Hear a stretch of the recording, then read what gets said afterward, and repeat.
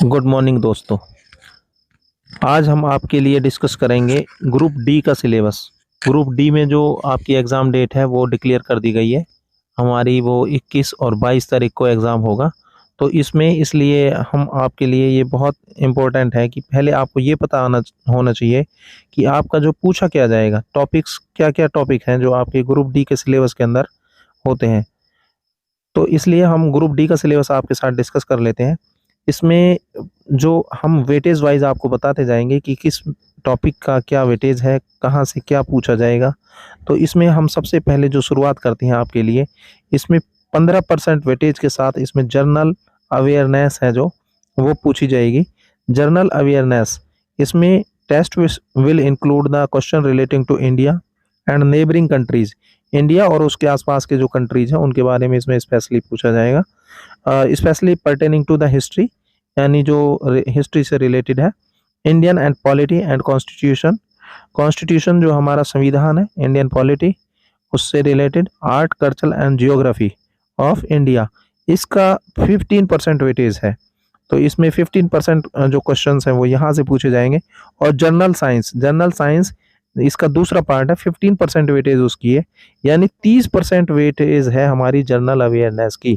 तो दूसरा जो पार्ट मैंने अभी बताया 15% वेटेज है, उसमें हमारी जनरल साइंस जिसमें फिजिक्स, केमिस्ट्री और बायोलॉजी ये इंक्लूडेड होते हैं।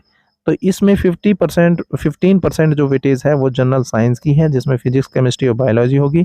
और 15% वेटेज है जो मैंने अभी आपको बताया, जो हमारा इंडिया और नेबरिंग कंट्रीज से रिलेटेड है। और सेकंड हम इसमें है जो रीजनिंग, सेकंड सब्जेक्ट है रीजनिंग। तो रीजनिंग के बारे में हम डिस्कस कर लेते हैं, जिसकी 10% वेटेज है। तो रीजनिंग के अंदर क्या क्या पूछा जाता है, क्या क्या इसमें सिलेबस में हमारा है, और इसमें से इम्पोर्टेंट टॉपिक्स कौन से हैं जो इसमें से पूछे जाएंगे। तो इसमें अल्फ़ाबेटिकल ऑर्डर है, जो ABCD का जो ऑर्डर आपको दिया हुआ होता है उसमें से बीच में से कि कौन सा अब नेक्स्ट ऑर्डर में कौन सा आएगा, नेक्स्ट में इसमें से ABCD कोई भी एक गायब कर देता है, इस तरीके के जो क्वेश्चंस होते हैं आपको पता है। सीरीज़ है, जैसे उसमें सीरीज बना के दे दी 1 3 5 7 8, 1 3 5 7, तो उसमें से वो नेक्स्ट टर्म पूछ लेगा कि इससे नेक्स्ट टर्म क्या होगी, या इसमें नेक्स्ट नंबर क्या होगा, इस तरीके से वो पूछ लेता है। कोडिंग, डिकोडिंग और direction, distance, order and ranking, blood relationship, analogy, classification, clock, calendar, mirror image आती हैं, वो बनी हुई आती हैं, तो उसमें से क्वेश्चन पूछ लेता है कई बार। इंपॉर्टेंट टॉपिक है मिरर इमेज का। वाटर इमेजेस, ये भी इंपॉर्टेंट टॉपिक। स्लोजिम और सिटिंग अरेंजमेंट की इस तरीके से बैठाए हुए हैं, उसके सामने किसका चेहरा आ रहा है, तो इस तरीके से पूछ लेता है। Inserting and missing characters, inserting यानी बीच में कौन सा नंबर आएगा, और मिसिंग कैरेक्टर कौन सा है। Statement and assumptions, statement and conclusion, तो कंक्लूजन कौन सा क्या निकलता है।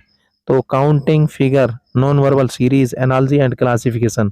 तो इसलिए इसमें 10% वेटेज है रीजनिंग का।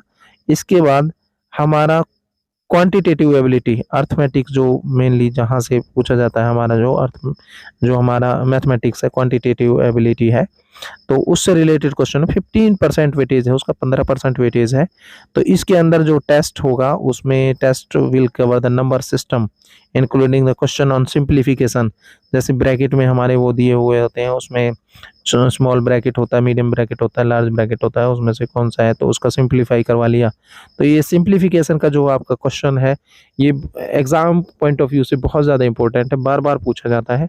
इसके बाद डेसिमल जो दशमलव वाले जो हमारे क्वेश्चंस होते हैं। फ्रैक्शंस, आटे बटे वाले जो होते हैं हमारे, वो fractions. Relationship between the numbers, number के बीच में क्या रिलेशनशिप है, जैसे स्क्वायर्स दे दिया तो नेक्स्ट नंबर क्या होगा, नंबर्स के बीच में रिलेशनशिप्स क्या है।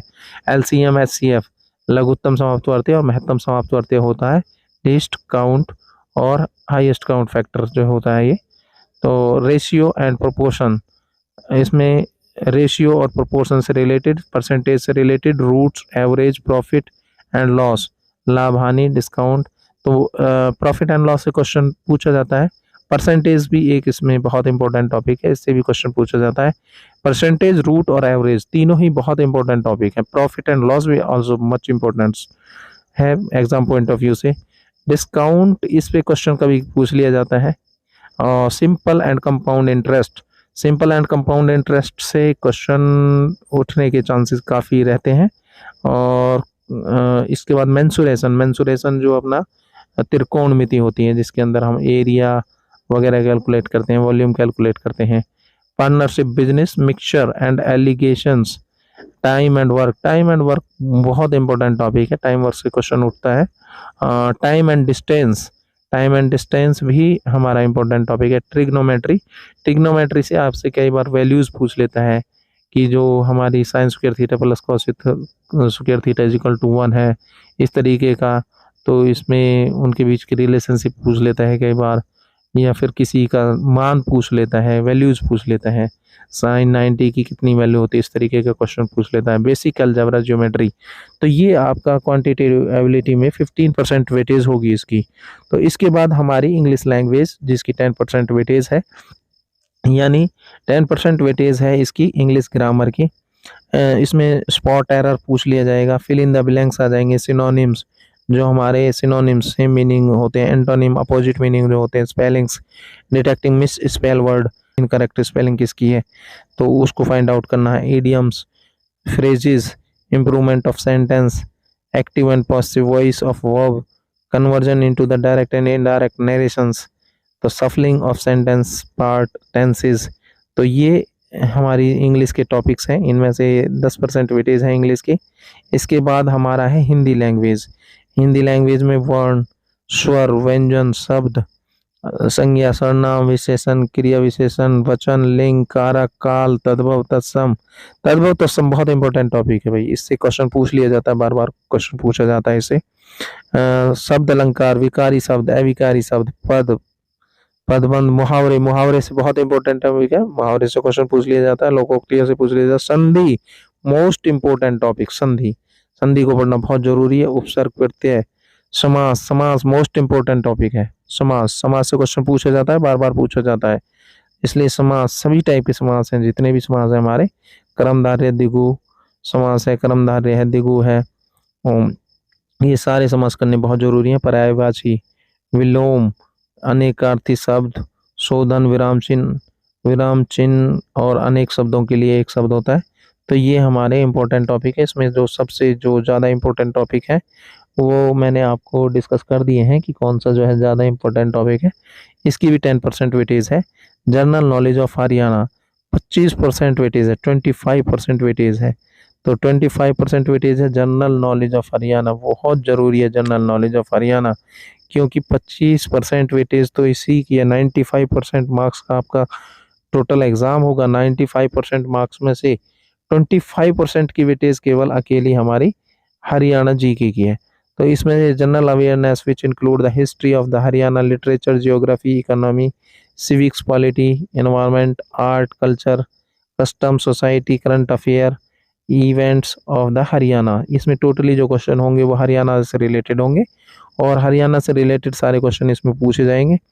तो इसमें हम इसको पढ़ सकते हैं हरियाणा जीके को। हरियाणा जीके में जो मोस्ट करंट अफेयर्स क्या है, करंट अफेयर आप लास्ट 2 मंथ के करंट अफेयर्स उठा सकते हैं या 3 मंथ के करंट अफेयर मैक्सिमम उठा सकते हैं। करंट अफेयर यहाँ से आ जाएगा। बाकी जो हरियाणा से रिलेटेड जितना भी हमारा जियोग्राफिकल पोर्शन है और पानीपत के युद्ध हैं जैसे, वो बहुत मोस्ट इम्पोर्टेंट टॉपिक है, उससे हर बार एक क्वेश्चन ज़रूर उठता है।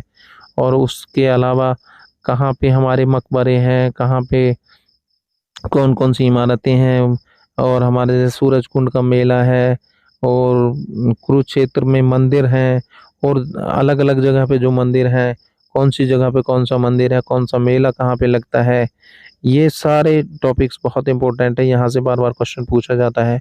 और जनसंख्या घनत्व कौन से ज़िले का सबसे ज़्यादा है, और कौन सा जल मंडल कितने हैं टोटल, इस तरीके के क्वेश्चन हैं जो है। कौन सा अभिमंडल बना है, नगर निगम कितने हैं, कौन सा सबसे ज़्यादा डेंसर इलाका ज़िला है हमारा, किस में पॉपुलेशन सबसे ज़्यादा है, किस में कम है, और जो हमारा सेक्स रेशियो लिंग अनुपात है वो कहाँ पे ज़्यादा है, कहाँ पे कम है। इस तरीके के क्वेश्चन बार बार यहाँ से जो है पूछे जाते हैं। तो दोस्तों इसलिए मेरी आपसे ये रिक्वेस्ट है कि आप इसको, जो मैंने कुछ टॉपिक्स आपको इम्पोर्टेंट टॉपिक्स जो बताए हैं, इन पे ज़रूर फोकस करिएगा, क्योंकि इन पे अगर आप फोकस करेंगे तो मुझे लगता है कि यहाँ से क्वेश्चन बार बार रिपीट होते हैं और टाइम क्योंकि हमारे पास बहुत कम है, अगर इन टॉपिक्स पे हम फोकस करेंगे तो हम अच्छे मार्क्स ऑब्टेन कर सकते हैं और वो हमारे सिलेक्शन में हमारा मददगार साबित होगा। इसलिए मैं आपको बताता हूँ कि ये जो मैंने अभी वेटेज आपको जो बताई है कि यहाँ पर इतना वेटेज है, इसका इतना वेटेज है, तो इसमें जो वेटेज है तो मैं आपको टोटल 95% 95 मार्क्स का जो हमारा ये एग्ज़ाम होगा, इसलिए मैं इसमें आपको बता देता हूँ। मैंने जो अभी आपको वेटेज जो डिस्कस की है, तो यहाँ से जो टोटल जो मार्क्स बनेंगे हमारे, जैसे जनरल नॉलेज जो मैंने आपको बताई थी, जनरल नॉलेज 15 जो उसमें क्वेश्चन अराइज होंगे वो 14.25 मार्क्स के होंगे। जनरल साइंस में से 15 क्वेश्चन अराइज होंगे, 14.25 मार्क्स के होंगे। 15% वेटेज थी उसकी, रीजनिंग की 10% वेटेज थी, 9.5 मार्क्स बन जाएगा। मैथ है जो हमारा वो 15 क्वेश्चन होंगे, 14.25 मार्क्स बन जाएंगे उसके भी। इंग्लिश है वो 10 क्वेश्चन वहाँ से अराइज होंगे, 9.5 मार्क्स बन जाएंगे। हिंदी है 10 क्वेश्चन अराइज होंगे, 9.5 मार्क्स बन जाएंगे।